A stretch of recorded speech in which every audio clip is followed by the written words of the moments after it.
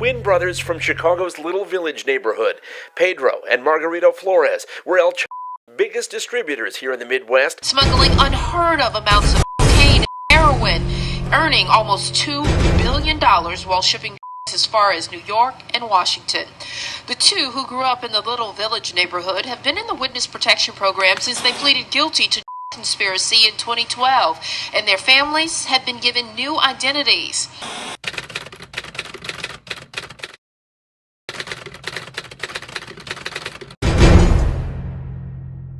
Hey, what's up, everyone? This is Jay Flores, and I'm gonna be reacting to Inside True Crime with Matthew Cox. He's interviewing Gene Borello, a good friend of mine. So here's something that happens with the cartel and with the Sinaloa cartel, like Mayo Zambada and Chapo, is that at one point the other cartels were taking over, and Sinaloa was losing its power, right? So at one point they were extremely powerful and they were losing their power. And this is back in the, I want to say in the late 90s, early 2000s. And Chapo, I think it was a Chapo or Mayo, they go to a lawyer that they have.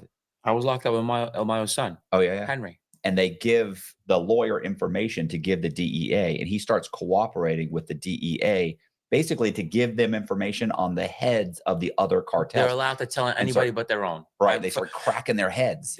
That's what I'm told, but then I hear that's not true. So I was told by them that you're allowed to cooperate on your rivals. But then I was told by other ones, no, it's not true. They just say that because when El Chapo was being testified against, Henry got permission to cooperate against El Chapo from El Chapo.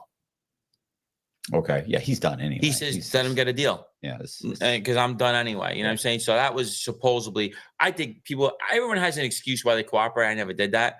But I think Henry was like using an excuse. Like, oh, he said I could do it. Like, all right, come on, bro. Like, you know, and at the end of the day, you didn't want to die in prison. You know what I'm saying? Yeah. So that's my excuse. Yeah. I don't want to do the time. I'm sorry. I don't want to die in prison. Yeah. Look, I don't want to die in prison. I mean, we can spread some of this around. I don't want to die in prison. Jimmy can do 5, so-and-so can do 7. Was I mad about what my people did to me? I had an excuse I could have used. At the end of the day, did I want to take that 40 piece? No, I didn't want to take that 40 piece. You know what I'm saying? Yeah. So that was my beef. You know what I mean? So, I had everything. I had 100 charges on me. If you look at the indictment, it was crazy. It was just me, violence. That's all it was. And then home invasions in Florida, state, federal. I was getting ping pong. I was done with a career criminal background. So to get 37 years, I would have to blow the judge. You know what I'm saying? Like, it was that bad. You know what I mean? So, you know, the excuses that they try to give me when I was in these units is ridiculous. I'm like, bro, you don't want to die in jail. Right. That's it. You don't want to die in jail. You know what I'm saying? Just say that. So Henry was trying to say like, oh, El Chapo said I could cooperate, which I don't believe, but that's what he said. You know what I mean? Right. No one's going to say that. Yeah. And no agent's going to be okay with that. Oh, yeah. Hey, El Chapo. Yeah. Yeah. He said you could cooperate. Okay. You know, like that don't. Come on. He asks Gene about the cartel for whatever reason. Gene is giving the name of Henry. I think that's by accident. I don't want to get into the details of why he's saying that, but he's actually talking about Vicente Zambada. And in all regards, that is true that Vicente Zambada got permission from his father, and the okay, from my understanding, was from El Chapo for him to cooperate. I don't think he used that as an excuse. I think that he really asked for permission. It was okay because he didn't want to disappoint his father. But what people fail to realize when it comes to the Mexican cartels, and for instance, the difference between a cartel and the gang or the Sinaloa cartel, like the boss is El Mayo Zambada, the boss was El Chapo Guzman, and they make up the rules as they go. The rule is whatever they wake up and whatever they think is best for them and their family. As you can see with all the recent events, is that their loyalty is to what's important to them, their family, their egos, their money, their territories. So anything goes. It's by all means. So it's a little bit different. For gangs, they're more of organizations. For the mafia, they're an organization. For drug cartels, it's a business. And they're going to do whatever is best for themselves and for the business. So in a way, if someone has an excuse or someone doesn't, it all comes back to being the same thing. And Gene is right. A lot of cooperators or those people who are kind of ashamed of what they're doing do try to find excuses why they did it. And you've actually even heard Gene say it in a couple instances that people didn't do this for him, or people didn't do this for my organization. And you hear all these excuses, but In reality, I always looked at it like everyone's supposed to be this gangster, this man. And what I always found is that you always hear about what someone didn't do for them. And I always had a problem with that because I was always that person that somebody could have said, well, you didn't do this for me or you didn't do enough for me. And I always looked at it like, I'm a man first. I'm not going to expect anyone to do anything for me. So the fact that someone could say, well, you didn't pay for my attorney or you didn't send me money or, you didn't give money for a cell phone or you didn't like send my kids to college. And I always say like, look, from my understanding, you signed on to do a job or you signed on to work for me. I didn't sign up to work for you. There's no 401k in being a gangster, being a hustler, or being a street dude. Why would anyone ever expect to another man to take care of them, no matter what organization you're in? I think that everyone's old enough to accept that when you go into an organization, you're doing it at your own free will. When you decide to get into criminal activity, you do it at your own free will. And you see it even for those people who don't cooperate. Everyone always talks about getting those phone calls or letters about, I'm in this situation and no one's helping me. My thought has always been like, why would you expect someone else to take care of you? Gangster? So that's my take. And again, I think that asking someone that was at the lower level of a Italian crime family about a Mexican drug cartel is going to probably lead to a bunch of different personal thoughts and opinions. But for the most part, I guess that's everyone's right to comment about something that they were not involved with. Like his kids Suppo- cooperated. He told me also that he spoke when his father was on the run from the FBI with the highest bounty in like the country. It was like $20 million. You talking about El Mayo? Yeah, El Mayo. Okay. Henry called him. They got them to talk on the phone with the FBI. I've heard this too, by the way. I don't buy it. I'm sorry. I'm not knocking it. I just don't see. You said the guy never leaves the state of Sinaloa. He never leaves. They just can't seem to catch it. Like, well, obviously they got him. I know I'm just saying, but I just think some of these stories are very far-fetched. I was locked up with them, and they're overrated, bro. This is funny to me. This is funny for Gene to say that someone else is overrated and that he doesn't buy a story. And this is someone who basically goes on so many podcasts telling stories. I'm going to suspect that most of the stories he says are true. But the story he's talking about was that if Vicente Zambada, probably the third in command of the Sinaloa cartel, was able to call the most wanted man in the world, who was El Mayo Zambada, one of the biggest drug lords ever to live. If he was able to actually call him and talk to his father while he was on the run and while Vicente was actually cooperating. And me being part of the case, this is absolutely true. They were able to arrange a call where Vicente was asked his father for permission and to cooperate. I think it was more of maybe, Vicente really wanted to hear his father, and he probably suspected that that would be the last time he ever spoke to his father, heard his voice, and he wanted to hear from his own voice that it was okay for him, and he needed his father's blessing to cooperate.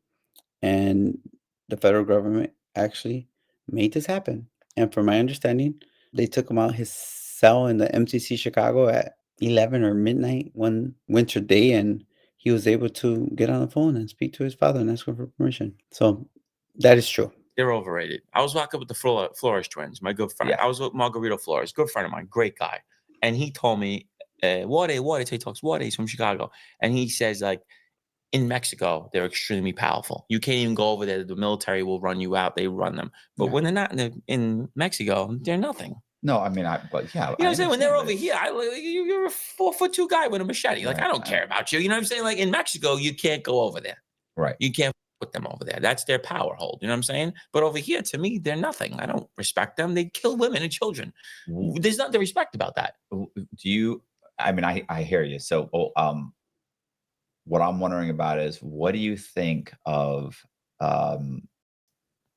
Mayo getting grabbed by Chapo's son and brought to the United States? Yeah, I know. Bro, it's like out of a movie. I know. It's inconceivable. When I heard that, and I went, it is inconceivable. Listen, that happened. I mean, that's insane. They're gruesome. Where they're from in their country, you don't fuck with them. Over here, I don't care who you are. I don't mean nothing to me. Over there, they operate differently. They're hanging women from bridges. They're doing horrific things.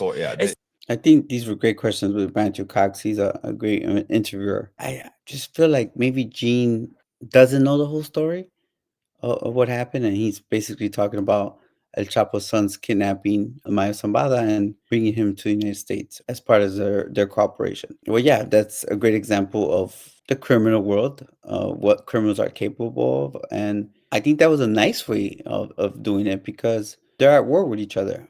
They went from being a tight knit kind of family to basically this all out war, and it's survival of the fittest. So I think that was something like nice gesture compared to what they probably really wanted to do. So yes, I was in prison with Gene for a while, and Gene's Gene. He's always has his opinion, and I agree with him that he said I'm a nice guy. Thank you, Gene. I just would disagree. I want to explain. We all know that money is power, and maybe Mexican drug cartels may not be hanging in the streets or in certain cities, but they have the reach and the power to do whatever they want anywhere around the world. Gene says that because he has no idea, but the Mexican drug cartel and the money they make and their capabilities, basically, they could do what the whole mafia did in 50 years in a day.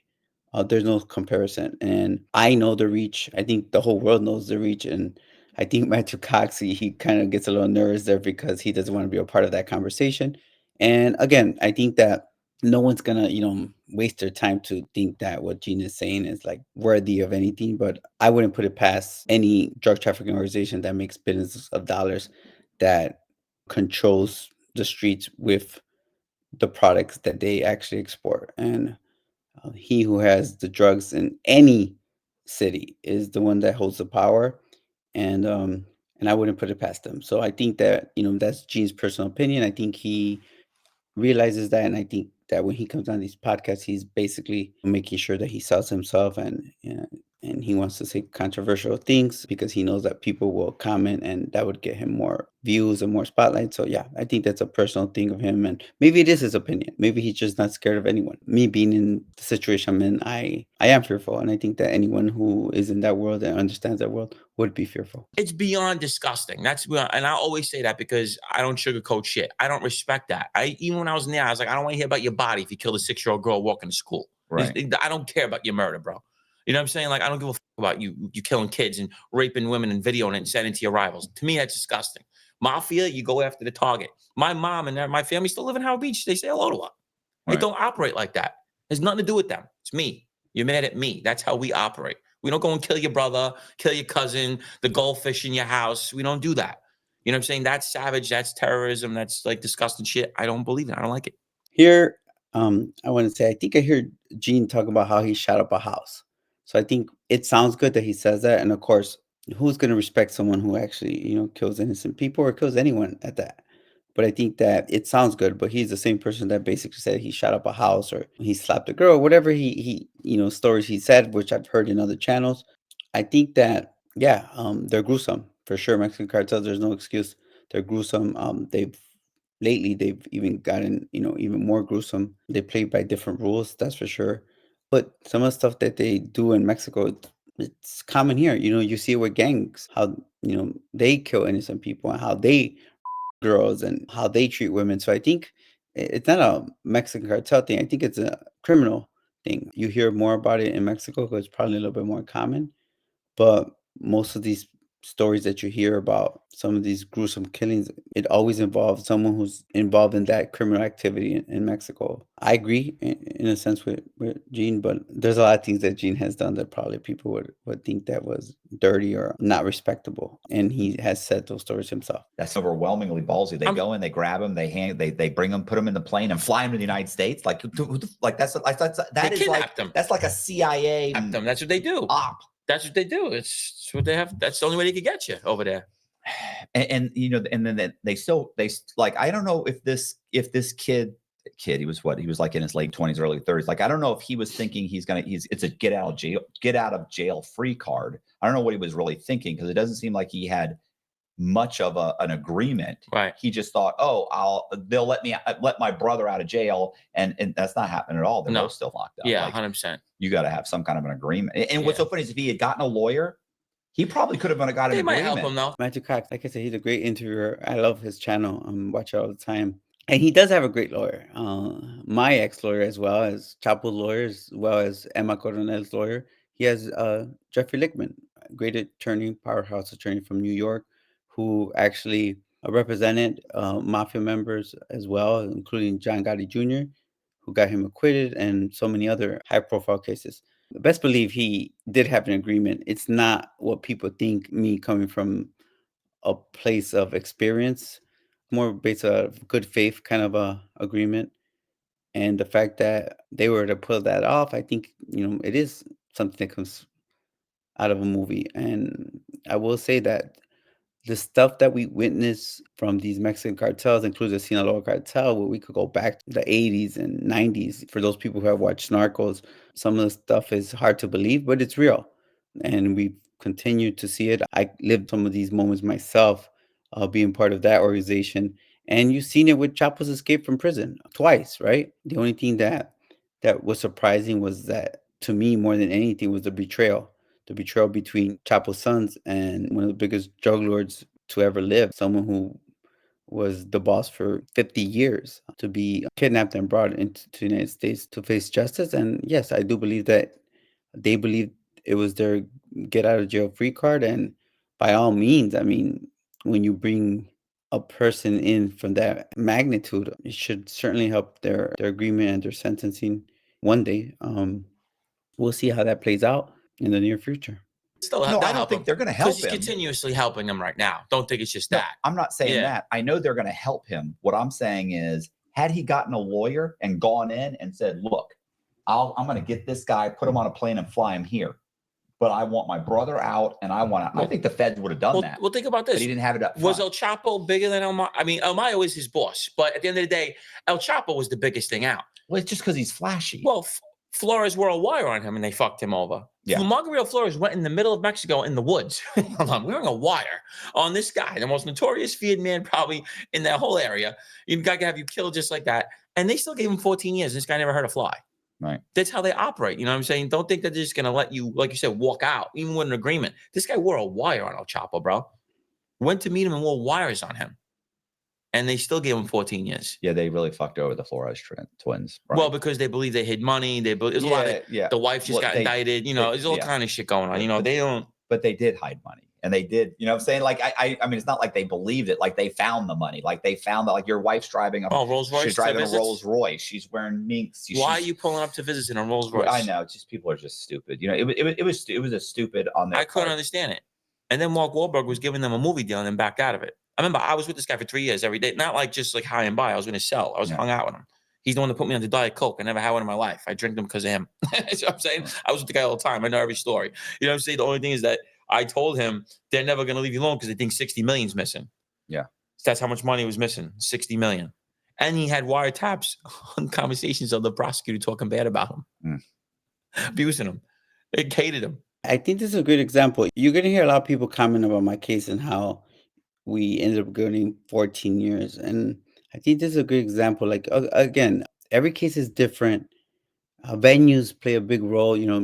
Gene comes from New York, and they have a history of rewarding cooperators as well. But I will say that I felt like, under circumstances, I felt like there's times where I felt that I deserved a better sentence. That was early on. But once I got in front of the judge, I 100% felt like he gave me a justified sentence under the circumstances. Again, my involvement is different from most people.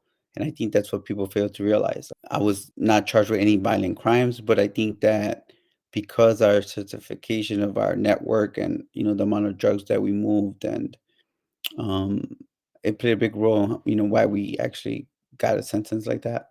I also think that on a personal level, I think that maybe us deciding to do the right thing and turn ourselves in, especially when we were so young, it really affected us, because I think that how the government could have viewed it, or maybe even the judge, was that we were getting away too easily, or maybe they wanted to make sure that the punishment was going to be something that affected our lives and, I guess, our age. But later, people who cooperated because of us that were involved in the case, indirectly and directly, they got better sentences. Why that reason would be, who knows? I know that the stories always goes about, money and stuff like that, but I will leave that for another day. And these are people's opinions. I respect Matthew. I respect Gene's opinion. But there's a lot more to it. It wasn't because we hid money, and it wasn't because the government felt that. All this came about later.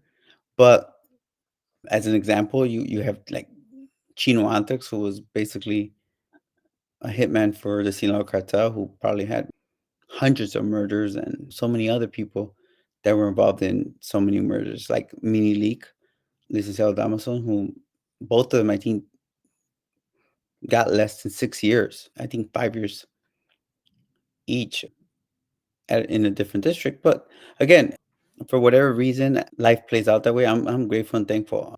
When my brother and I decided to cooperate, I think we were like the highest ranking members, or maybe the highest profile people to turn themselves in, and we're like one of the first people to actually get sentenced. So I think that played a big part as well. Prosecutor hates you. They'll flip on you. They every hated time. him. They'll Couldn't stand promise him. you, and then So I got to hear about this guy spending $50,000 on dinners. I don't make that. They were just being like, real jealous. Bullshit. Big shouts out to Matthew and to Pete as well. Again, guys, this is my reaction. Great interview. You guys did a great job. Gene is always a great person to hear him talk and hear him being interviewed. Please comment, like, and subscribe.